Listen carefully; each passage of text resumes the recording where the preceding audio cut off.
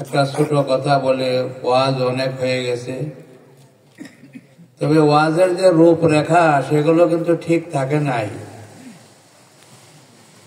ওয়াজ হয়তো দিলে লাগে, চোখে পানি আসে। যে কথা শুনলে চোখে পানি আসে না তাকে ওয়াজ বলা হয় না। ভালো করে বুঝেন।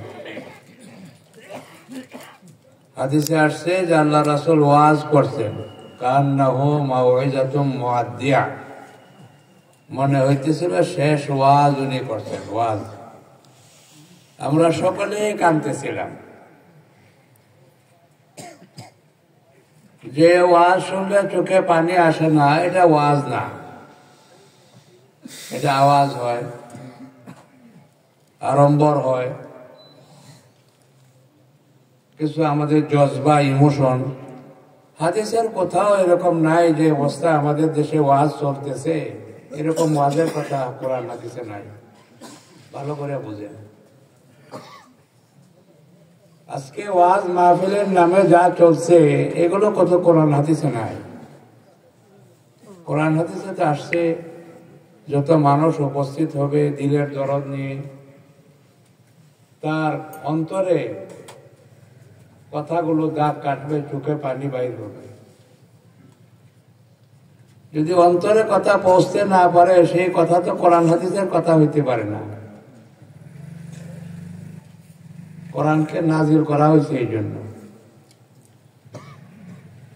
কোরআনকে নাজিল করা হয়েছে ওয়াজ করে করে ঘোরার জন্য না, কথাবার্তা করে ঘোরার জন্য। পরিষ্কার আছে এটা, ইন্না হাযাল কোরআন নাযালা বিল হাযান। এই কোরআনটাকে নাজিল করা হয়েছে এই অন্তরের জন্য। অন্তরকে ধোয়া মুছিয়া সাফ করিয়া এই অন্তরকে সজ্জিত করার জন্য, শক্তিশালী করার জন্য, আবেগপূর্ণ হওয়ার জন্য, আল্লাহর জন্য আশিক হওয়ার জন্য কোরআন নাজিল করা হয়েছে। সুবহানাল্লাহ। আওয়াজের আড়ম্বরের জন্য কোরআন নাজিল হয় না, চিল্লাচিল্লি করার জন্য কোরআন নাজিল হয় না। আমল তো অন্তর থেকে আসবে। কথা বলছেন নাকি? ছেলে বিদেশে থাকলে অনেকদিন পরে আসলে দেখলে চোখে পানি আসে, কি করে আসে কি না? ঠিক আছে। এটা তো মহব্বতের পরিচয়। আজকে যে ওয়াজের মাহফিল চলতেছে এগুলো তো কোনো কোরআন হাদিস এরকম পাওয়া যায় না, কেউ বলতে পারবে না। আল্লাহ যতটুকু আমরা টুকটাক কিছু কোরআন হাদিসের কথা দেখার বোঝার তৌফিক দিয়েছে। কোরআনে এটাই আসছে, হাদিসে এটাই আসছে। 7 পারার মধ্যে আয়াত আছে কোরআন শরীফ, আল্লাহ বলছে তারা যখন কোরআন শুনতো সবাই কাঁদতে কাঁদতে পেরেশান হয়ে যায়। নবীর উপরে যখন কোরআন নাজিল হয়েছে যারা শ্রোতারা ছিল সবাই কাঁদতে কাঁদতে পেরেশান হয়েছে। তাদের দিলে দাগ কাটছে, তাদের মহব্বতে চোখে পানি আসছে। কোরআনে বলছে,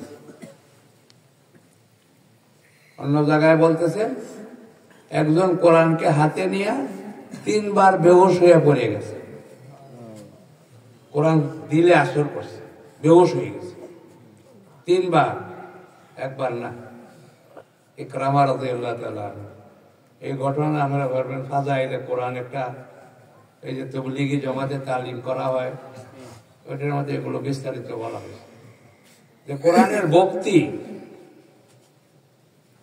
কোরআনের নামে জোরে সোরে নারায়ে তাকবীর বলা, আল্লাহু আকবার বলা, এটার কথা বলা হয়েছিল দিলের থেকে। যদি কেউ খুশিতে বলে আলহামদুলিল্লাহ, ভালো নাই, ভালো আছে, কিন্তু এটাই যদি সীমিত করে তাহলে কোরআনের হক আদায় হবে না, কানতে হবে।